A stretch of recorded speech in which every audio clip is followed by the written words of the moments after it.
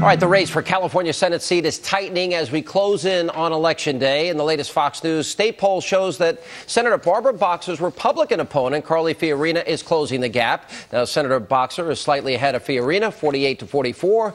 And with less than 2 weeks until voters head to the polls, it is still anyone's game. And joining me now is the Republican Senate candidate herself, Carly Fiorina. Welcome back to the show. Thanks for being with us. It's great to be back with you, Sean. Thanks for having me. All right. Obviously, the president has spent a lot of time and resources. How many times the president, vice president, Michelle Obama, how many times they've been out there campaigning for Boxer? Well, the president is out this week for the third time. Michelle is out for the first time. The vice president is out here for the second time. That is all the proof you need to know that Barbara Boxer is in serious trouble. And in less than 2 weeks, we can win this race. All right. One of the issues that has emerged in the campaign that I think has shocked a lot of observers is the issue of Roe v. Wade. And Barbara Boxer is trying to attack you, calling you too conservative for this traditionally blue state, and extreme, that you would become a key Senate vote to overturn Roe v. Wade. Your reaction? Well, look, as I've told you many times on your show, I am a conservative, and I am a pro-life conservative.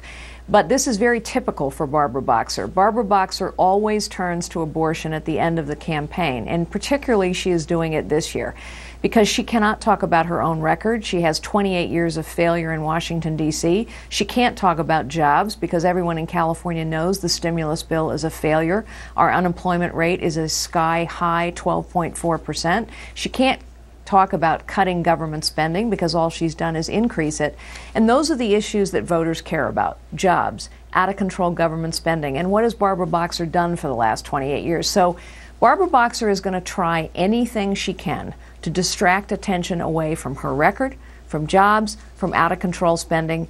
The reason, after spending $12 million attacking me, this race is virtually a tie is because none of that works.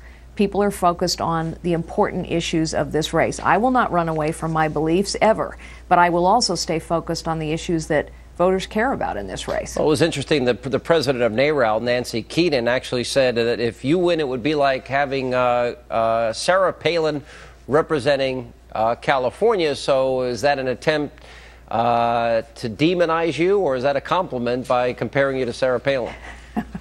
Well, I guess it depends who you listen to. I'm quite complimented.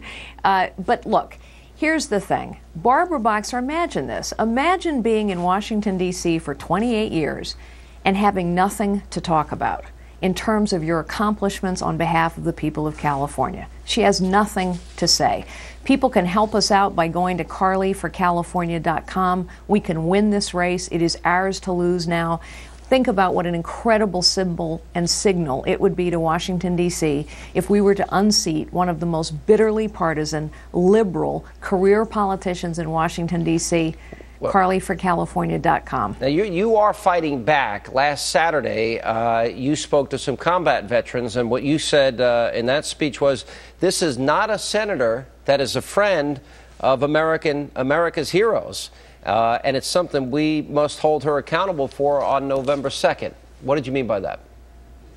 Well, John McCain was out with me to talk with the veterans, and what he said was, having served alongside Barbara Boxer for many years, that she was prepared to wave the white flag of surrender, that she would never vote in support of our troops in Iraq and Afghanistan. That's a fact. That she was the most bitterly partisan and unpleasant, those are his words, senator that he had ever served with. And what I am reminding voters of is that this is a senator who, for example, not only dressed down that brigadier general for daring to call her ma'am instead of senator, she also was one of only 14 senators who refused to condemn the disgraceful MoveOn.org ad that described David Petraeus, one of the finest generals our country has ever produced, as General Betray Us. This is a senator who is not a friend of our fighting men and women, and she has not been a friend either of the people of California. What has been, for all the years she's been in Washington, and she certainly, and you've called attention to the fact that she's very proud of her title, for all the years she's spent in Washington, what are her chief areas of accomplishment that she's citing? Well, exactly. She doesn't have any. So let me tell you, Sean, honestly, the main thing she's done is name things. She's named a lot of post offices. She's named courthouses. Honestly, I'm not kidding here. But when it came time to help turn the water back on for the poor people in the Central Valley, an issue that you've highlighted in your program, she stood in the way of getting that water turned back on. It's still off. That is why one of the first things I will do as a senator from the state of California is get the water turned back on. What she's done is vote for trillions of dollars in higher taxes, trillions of dollars in additional government spending, loads of new regulation. You know, she's all for cap and trade, which would cost this nation millions of jobs. She's for those things, but she hasn't accomplished anything on behalf of the people. She's the incumbent, and she's below 50. It's a 4-point race. You're dealing with a very blue state. How do you? What are your closing arguments in the final days of this campaign that you think can turn this race around and take a blue state with a liberal senator like Barbara Boxer and turn it red? Well, there is a poll out this very week that shows us up 3. There is a poll out that shows us in a tie. This race is close, within the margin of error. And the closing argument will be what it has been all year long. Jobs. We must grow them in the private sector. Out-of-control government spending. We must hold people in Washington, D.C. accountable. Barbara Boxer has been there 28 years, and she has done nothing to help the people of California. Carly for California.com. We really can use all the help we can get, and we can beat her. All right, Carly Fiorina, we're watching closely. Thanks for being with us. We appreciate it.